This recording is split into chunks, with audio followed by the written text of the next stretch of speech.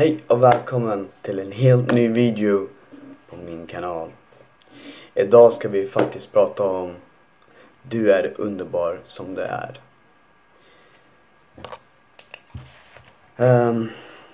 Vad ska man säga? Jag vill säga lite stödord.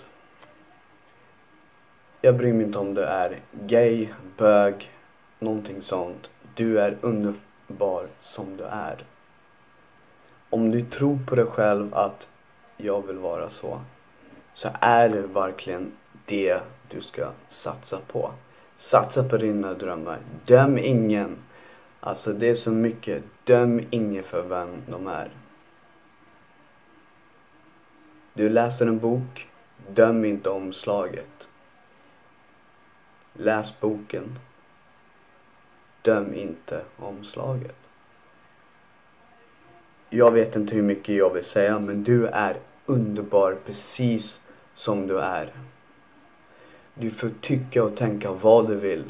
Du har dina egna åsikter. Jag har mina egna åsikter och du har dina egna. Men du är precis underbar som du är. Tro på dig själv och tro inte på någon annan. Vägra ge upp. Jag tycker att du är så in i helvete underbar som du är.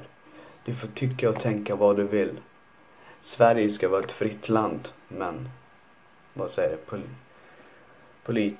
politiker, det är inte så.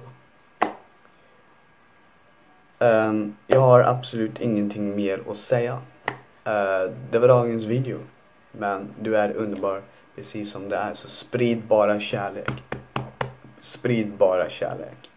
Så, om ni tar prenumerera, tryck på klockan, tummen upp, tummen ner, kommentera. Du får gärna dela min kanal om du vill, så får ni ha en bra dag, kväll, helg, när du ser det här.